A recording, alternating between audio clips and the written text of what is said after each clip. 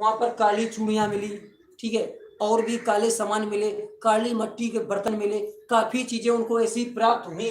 तभी उन्होंने उसको पूर्ण रूप से उन्होंने काली बंगन, काली मीन्स होते हुए जानते हो ब्लैक, काला जिसे बोलते थे, एक बंगन, बंगन ब्लैक हमारा तो बेंगल्स, बेंगल्स मीन्स होता है चूड़ी, इसी से शब्द हमारा निकाल दिया गया बंगन, तो हमारा क्या बना दिया गया, काली बंगन ही इसका नाम दे दिया गया।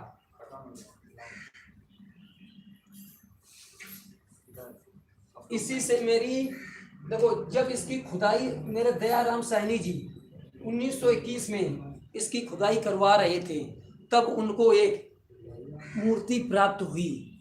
जो मूर्ति जो प्राप्त हुई, ठीक है, क्या हुआ कि वो लेडीज की मूर्ति थी, देवी माँ की, ठीक है। तो क्या हुआ कि उन्होंने देखा कि उस मूर्ति के अंदर से क्या हुआ कि पेड़ से एक पौधा उगता हुआ समझ में आया, दिखाई दिया गया, ठीक है। तो माना, वैज्ञानिकों ने माना कि इन देवी का नाम क्या रखा गया, उर्वरा की देवी, उर्वरा की देवी, उर्वरा की देवी। उनके अंतर्गत जो पेड़ पौधा जो जन्म हो रहा था, पौधा उगता हुआ समझ में बाहर निकला, पता है वो मेरा किसका प्रतीक है, कि ये लोग एक किसका, ये जो हमारे उर्वरा देवी, इनकी तो पूजा करते हुए साथ साथ एक वनस्पति जो मेरे पेड़ पौधे होते हैं, ठीक है, इनको भी एक ईश्वर, इस एक भगवान की तरह इनकी क्या करते होंगे, पूजा किया करते होंगे, ठीक है ना।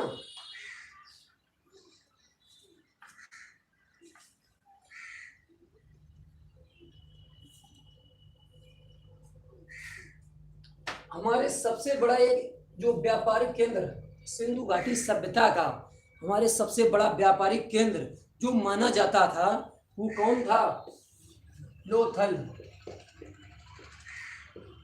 लोथल।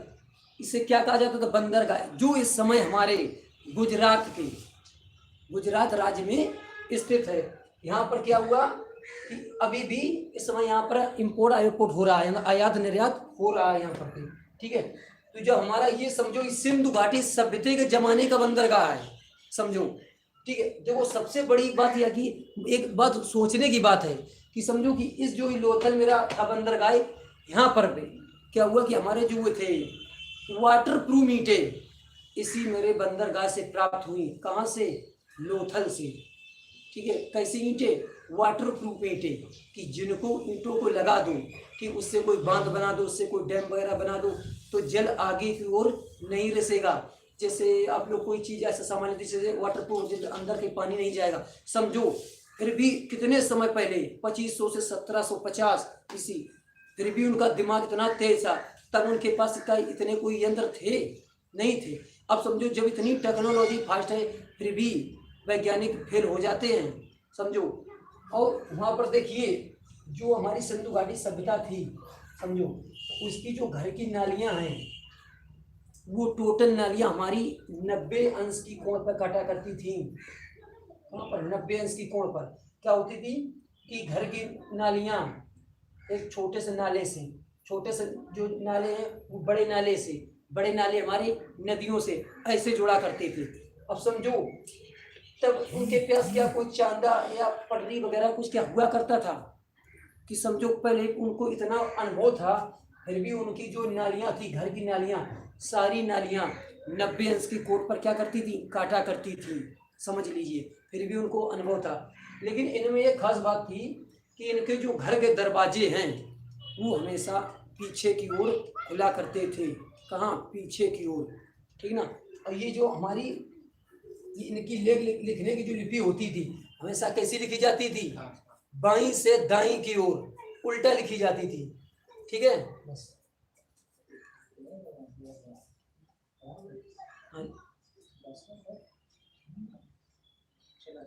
और का चला रहा हूँ, कुछ ऐसे बता, मैं घटा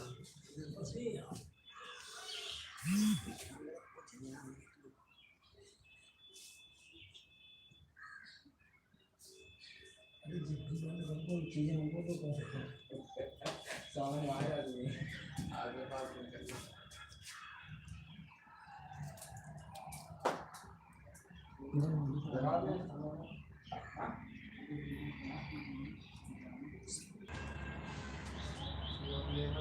पता करो पिछले वाले